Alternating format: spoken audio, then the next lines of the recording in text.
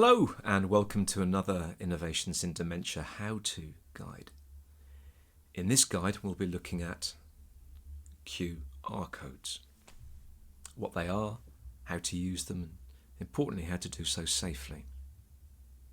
I first came across QR codes when I was going into a restaurant just after lockdown lifted last year, and I saw people holding up their phone to this strange shaped icon and wondered what was going on. And so obviously QR codes became a major plank of our attempts to track and trace during COVID. They were originally developed by a manufacturer who wanted to be able to track where a product was in the production process and then further on into the supply line. They're essentially barcodes, like the things that you scan when you go to the supermarket. But barcodes only scan in one direction, whereas QR codes scan in two directions at the same time, and as a result they can hold a lot more data. So what kind of things might you see QR codes being used for? We've already mentioned the tracking during COVID, but you'll also, for example, increasingly see QR codes used in online banking. You'll see them used as part of the authentication process, often for online accounts. You can also see them in the place of phone numbers. So rather than writing down a phone number from an advert that you might see, you simply scan the QR code and that will make the call for you.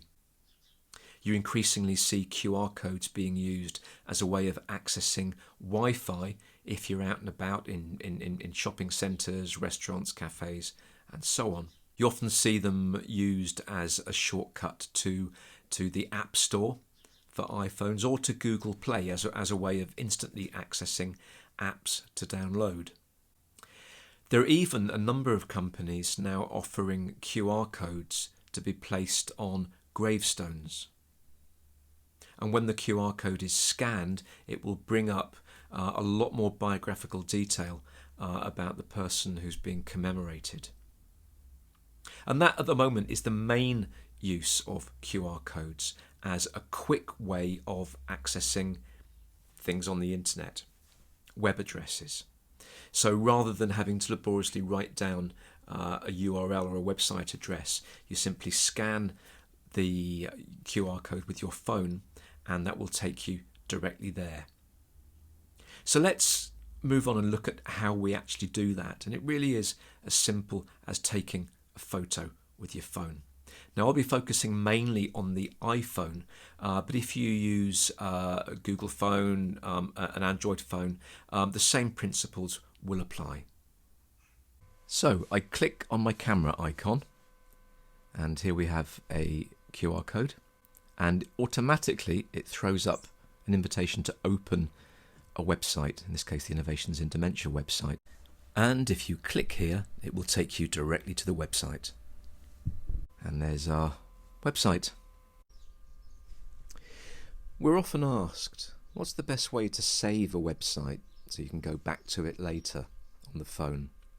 Here's one way to do it. So if you click on that little icon that looks like a box with an arrow on it, and then scroll down, add to favourites with a star next to it, click on that,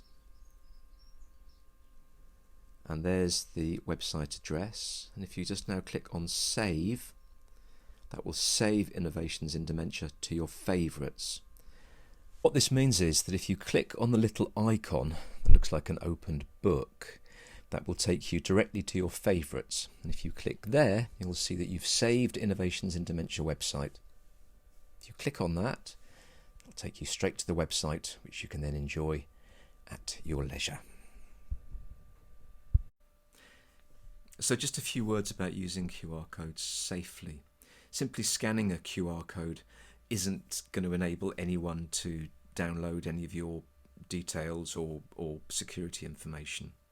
But the problem is that if you scan a dodgy QR code, that could take you to a website which isn't safe. So how do we spot these websites and make sure that we avoid them? The first thing to do is to make sure that if you use a QR code that takes you to anything that asks you for personal details, login details and so on, then unless you're absolutely certain that you're on the right place, that's to be avoided. And secondly, you should only really be scanning QR codes in circumstances where you're fairly confident that they're going to be okay. So, if you're in an airport or a restaurant, for example, then odds are everything's going to be fine. But if you see a QR code, for example, on a badly printed flyer stuck to the shelter of a bus stop, you probably guess best off giving that one the swerve.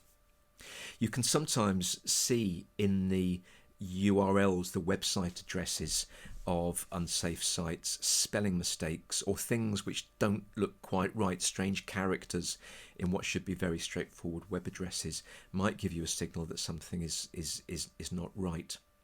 And finally, avoid any emails that come with QR codes embedded. There's no way of guaranteeing that these are genuine and that they are safe, so for the time being, avoid those as well. So I hope this has been a useful introduction to QR codes and that you now feel more confident in using them for things like accessing the internet and so on. If you'd like to see more of Innovations in Dementia's how-to technology videos, I'll put a link down in the video description, and you'll be seeing more of these videos from us over the next few months. Thanks very much for coming. Bye-bye for now.